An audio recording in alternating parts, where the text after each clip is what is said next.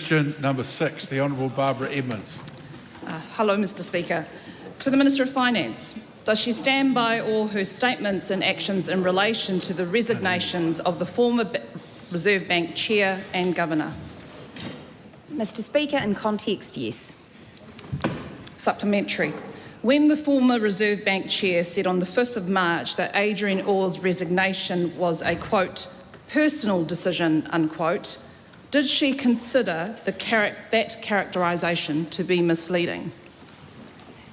At that time, Mr Speaker, I relied on the judgment of the Reserve Bank Chair that was as much as he could say at the time. Supplementary. Did she receive any communications that the Reserve Bank Board was going to recommend to her that she remove the former Reserve Bank Governor? If so, when? Mr Speaker, I have previously set this out in the House, which is that on the 27th of February, I received a text message from Ian Rennie, who is the Secretary for the Treasury, informing me that an employment process had commenced between the Reserve Bank and the Governor. Supplementary. Why is she failing to confirm the contents of that text, which has only just been released by the Treasury, which says, quote, Neil's current thinking is that you could receive recommendation later next week unless decision is taken to go down a voluntary exit route. Neil has committed to let me know of any significant developments, unquote.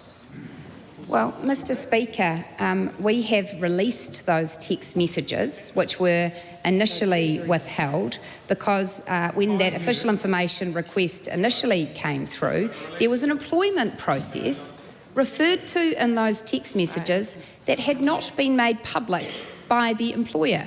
Therefore, it was considered that the information in the text messages was subject to an obligation of confidence. However, now the Reserve Bank has made more information about the former Governor's exit public, which I have welcomed, and the text messages no longer can be considered confidential. That is why Treasury has reassessed the need to withhold and have released those text messages. Supplementary. So why did she not correct the record when she knew as early as 11 June that employment discussions had occurred because there was a disagreement about the level of funding between the Governor, the Board and the Government?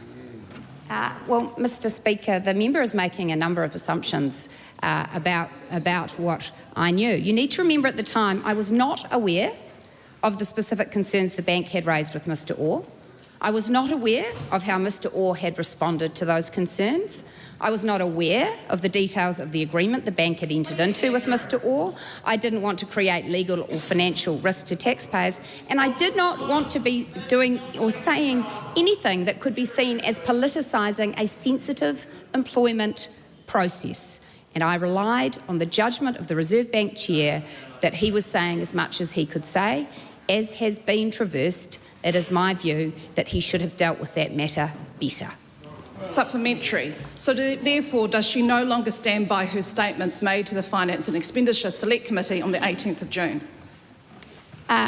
Mr Speaker, I stand by my statements, although the member will be aware that I made a personal explanation in this House last night, correcting a date which I shared at that committee. I made that personal explanation as soon as that error was made known to me.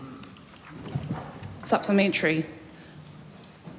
Does she really believe that New Zealanders can trust her when she has withheld information, had to correct statements, also was on the possibility of receiving advice to allow for the removal of Adrian Orr, or really the real reason why Adrian Orr resigned is because she drove him to it? Mr Speaker, if Barbara Edmonds wishes to be the great defender of Adrian Orr, then that is for her. I have chosen not to politicise his exit from the Reserve Bank, which I think shows good judgment.